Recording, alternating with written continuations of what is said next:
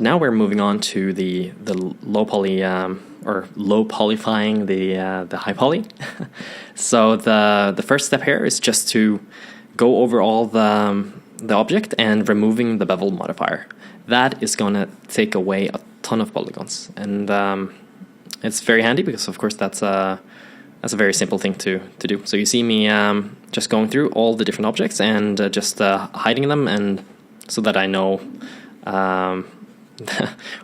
what I have done. And you see when I'm done with this that the high resolution and the low resolution, they are totally different in triangle count. So it's 75,000 for the high polygon, and then 12,000 for the low polygon. And I'm aiming to get it down to around 5,000 triangles, the low poly. So the process is basically just selecting edges and either dissolving them or collapsing them together, or merging things and just removing things that don't affect the overall silhouette too much. So here you see I'm just I noticed that removing all those edges changed the silhouette a little bit, so I decided to just keep one of those edges in. In this case, I decided that I wanted them to be one continuous mesh. So I'm just removing the geometry that is in between, and then just filling that in, and then merging them together.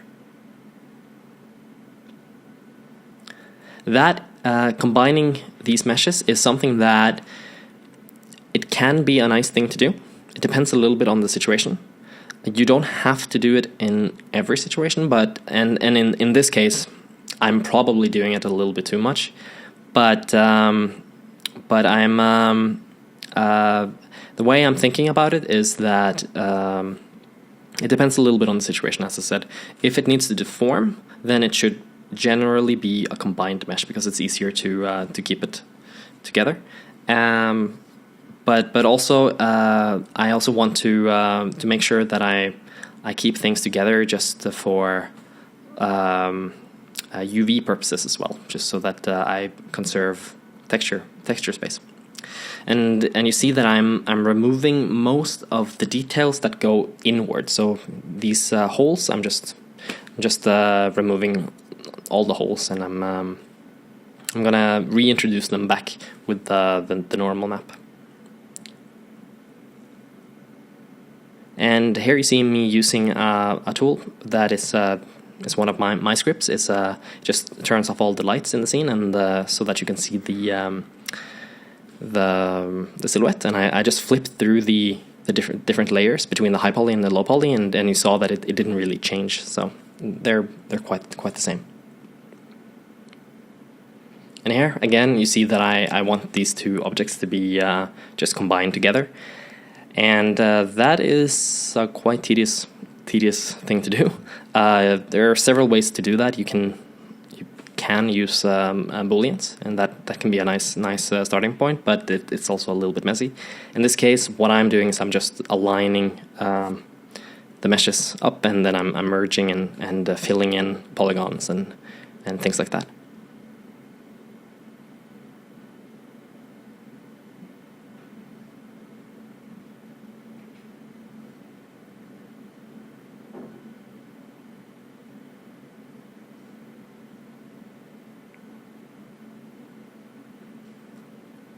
So it's a lot of just aligning edges and vertices up and just snapping them together.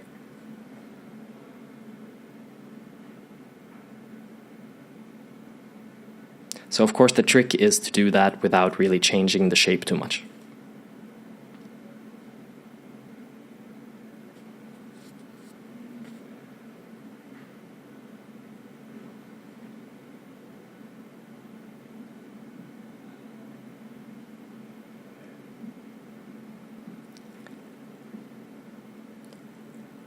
So here you see that I don't really need that that inset that is happening around this this bolt thing.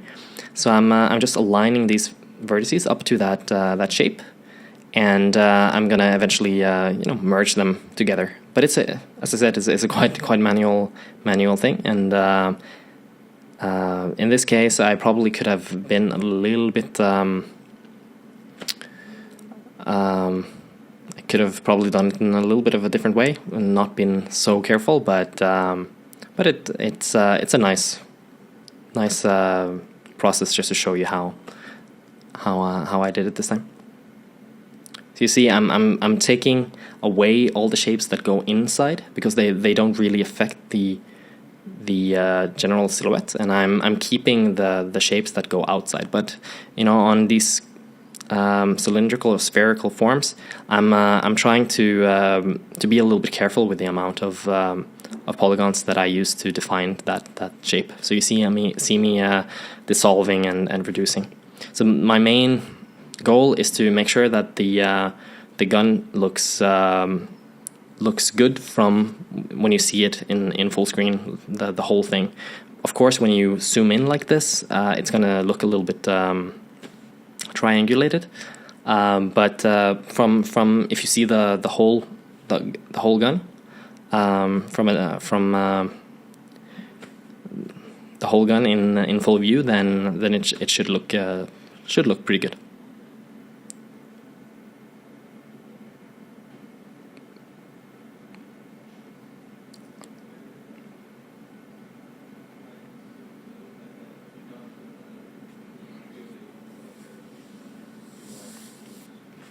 And as I said before, triangles are no problem.